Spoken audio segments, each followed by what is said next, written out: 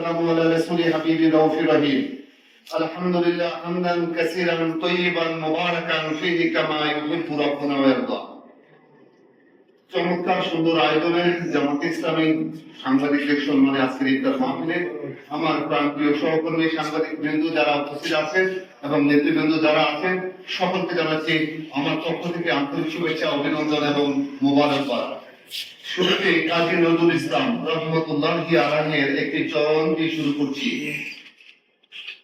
আরতির খালা তসবির মালা লাগবে না কোনো কাজে, মানুষ করিবে মানুষের সেবা আর সবকিছু স্মরণ করছি কবি ফজলুল আহমেদকে। তোরা চাস না কিছু কারো কাছে, খোদার মদত ছাড়া তোরা পরের উপর ভরসা ছেড়ে নিজের পায়ে দাঁড়া। মহান রব্বুল আলামিনের পক্ষ থেকে প্রত্যেকটা মানুষকে তার খলিফা অ্যাম্বাসাডর হিসেবে প্রতিনিধি হিসেবে দুনিয়াতে প্রেরণ করেছে। তো আমরা সর্বোপরি যে দায়িত্বই পালন করি না কেন, যে কাজটাই করি না কেন, সেটাকে আমাকে মনে রাখতে হবে যে আমি মহান রব্বুল আলামিনের পক্ষ থেকে আমি একজন খলিফা, প্রতিনিধি, অ্যাম্বাসাডর, বার্তাবাহক। সংবাদ কর্মী হিসেবে যে সংবাদের বার্তাবাহক তা না, এই যে মহান রব্বুল আলামিনের পক্ষ থেকে আপনাকে বার্তাবাহক হিসেবে কিন্তু পাঠিয়ে দেওয়া হয়েছে।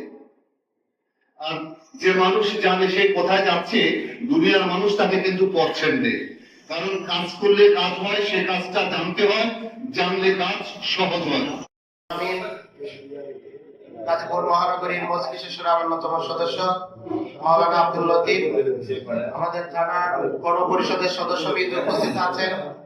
আমি একটু আপনাদের সাথে পরিচয় করে দিচ্ছি। আমরা গাজীপুর সিটি কর্পোরেশনে ইনশাআল্লাহ আমরা অংশগ্রহণ করব। আমাদের মেয়র প্রার্থী কেন্দ্রীয়ভাবে ইনশাআল্লাহ আমরা আশা করছি ঈদের আগেই ঘোষণা হবে। আমরা মহানগরীর পক্ষ থেকে আমরা কাউন্সিলর প্রার্থী ইতিমধ্যে ঘোষণা শুরু করেছি। গাজীপুর টঙ্গী পূর্ব থানায় 10টি ওয়ার্ড আছে। 10টি ওয়ার্ডের মধ্যে আমরা ইতিমধ্যে 8টি ওয়ার্ডের কাউন্সিলর প্রার্থী ঘোষণা করেছি। আমাদের মাঝে বাংলাদেশ জামাত ইসলামী গাজীপুর মহানগরীর সংগ্রামী সহকারী সেক্রেটারি জননেতা জনাব আফজাল হোসাইন আমাদের মাঝে উপস্থিত রয়েছে। টঙ্গী পূর্ব থানার সম্মানিত কর্ম পরিষদ সদস্যবৃন্দ, সম্মানিত সাংবাদিক নেতৃবৃন্দ, সম্মানিত সাংবাদিক বন্ধুগণ, আসসালামু আলাইকুম ওয়া রাহমাতুল্লাহি ওয়া বারাকাতুহু। আজকে আমাদের সমাজের যে সত্য চিত্রটা, বাস্তব চিত্রটা আমরা আপনাদের মাধ্যমে প্রত্যাশা করি। এখানে দেখা যায় যে আসলে দুই ধরনের সাংবাদিকতা আমাদের সমাজে প্রচলিত রয়েছে।